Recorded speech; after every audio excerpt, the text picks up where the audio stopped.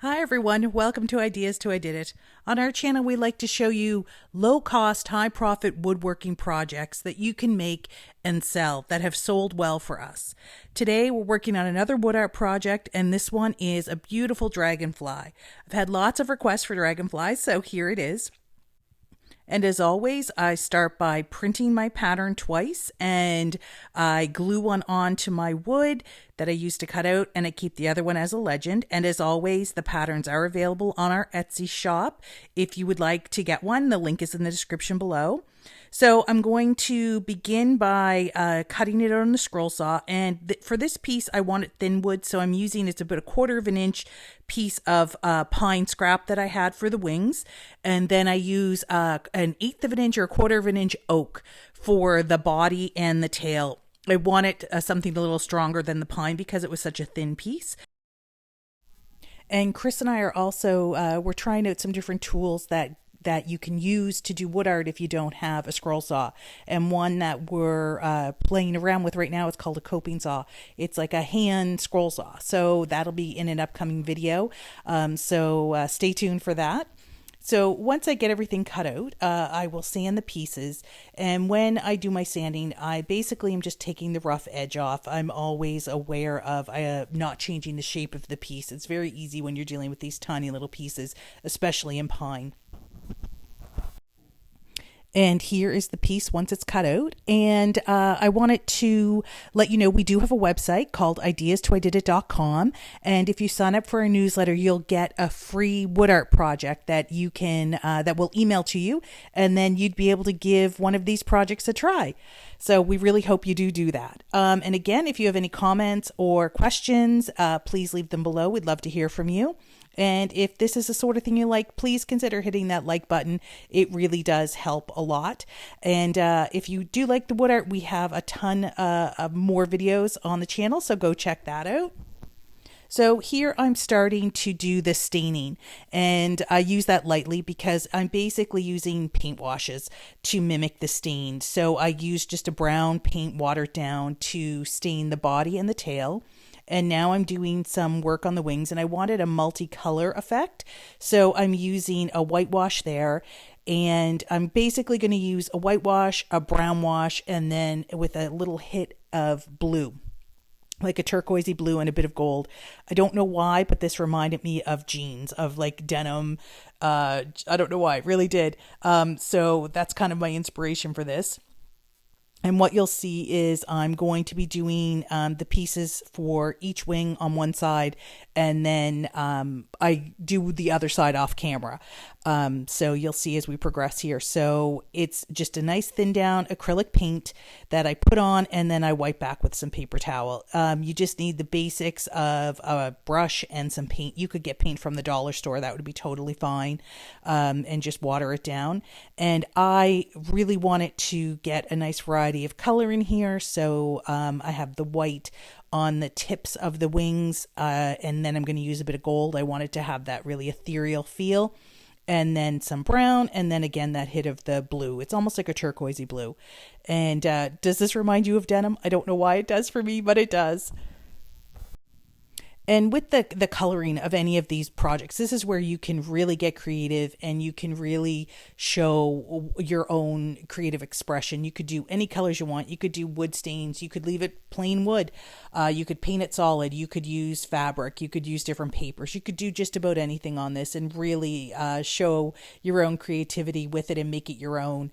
I see so many of the big YouTubers talking about wood art as a really great way to make money, and I couldn't agree more. It is so versatile, and you could do just about any topic you like and really, really just express yourself. And we've had great success with the wood art. We make everything from scraps, and you'll see we do like a plywood backing that is roughly $1. The scrap wood is, I would say, $1 at the most. And then Chris has a method of building the frames for our pieces where he uses a 2x4, and the frames come out to be less than $1. So you're talking at the absolute most $5, $6, $7 tops in a piece like this. And these pieces for us sell right around $50, $50, $60. So for us, that's a very great profit margin for what we're looking for. And I personally love doing it. It's a great way to be creative, and it's a great way to really get to enjoy your hobby of woodworking. And I really hope you give it a try. If you do, let us know. I'd love to hear how everyone's making out with this, if everyone's trying different projects. And if you want to see something different, let me know that as well. I would love to know. I would love to hear from you. Somebody had requested, had I think 5 or 6 different people requesting a dragonfly. So I hope they get to see it, and I hope they like it. And if you would like to see anything, let us know. We always love to hear from you. Okay, so now it's been glued together. I just glued all the different pieces, and now I'd like to go in and do my shadow work, as I call it. And it's basically where I go in and I take a watered down black or brown paint and really accentuate the cuts and really create some shadows. We've also done this using the chamfer tool, which a lot of people had suggested, and we did a video about that, and it worked out really well. It was beautiful. Really, really liked it. So we'll definitely be using that on future projects as well. I'll still be going back and forth. I probably still will do some painting just because it's something I absolutely love to do. I love adding that touch to these pieces. But there's lots of different ways to do everything. And this is just the way that I really like to do it. So I think we will do one in the near future where we chamfer and I do my painting and see how that works out. So here you can see with the painting, it's just basically the watered down paint. I follow the lines to really enhance the cut lines, and then I create shadows to really help give that dimension to the piece. When you're using the watered down paint, it is very easy to blend. I use a liner brush for my fine work, and then I have a slightly larger brush, which is always damp, to use to diffuse the edges to really make them soft. I'm not looking to outline the piece. I'm looking to just enhance the cuts and the shadows with really soft lines. So you can see that's what I'm doing here. I put it in and then I really diffuse that. And when you're building shadows, as a general rule, you want to work in a triangle formation, like a triangle shape. You don't want just straight lines that outline everything. It gives it a more natural feel. And you can see, in my mind, it really brings the dimension to the piece, and it really adds a depth. It really makes that turquoise color pop, and it just really, really makes it special, in my opinion. I hope you guys like it too, and I hope you try it. If you want to see a video that really shows you in real time, step by step, a full tutorial on how I do these shadows, there is one on our channel that you could check out. I'll leave it in the link. I'll leave it in the description if you want to see that. But that one goes through step by step how to do each step to get these looks. So I'll only show one side here, and then I'll do the other side off camera, and then we're ready to put it together. And these pieces are so much fun, and I just love doing them, and I really hope you guys too. I'd love to hear if you guys are making these and how it's going.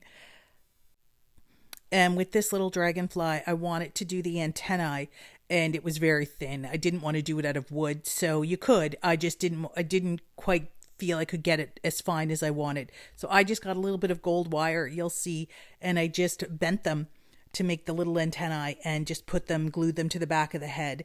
And they just give a little whimsical touch to the whole thing.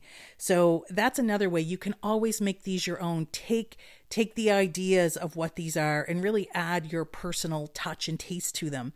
And the possibilities are truly endless. And with something like this, you could also do a background that is covered in fabric. I mean, this would be fantastic on a piece of background that's covered in denim. I think that would look fantastic. But you can see here it is on the pale background, and then this is the finished one on the dark wood background. We really hope you liked it, and thanks so much for watching. Have a great day.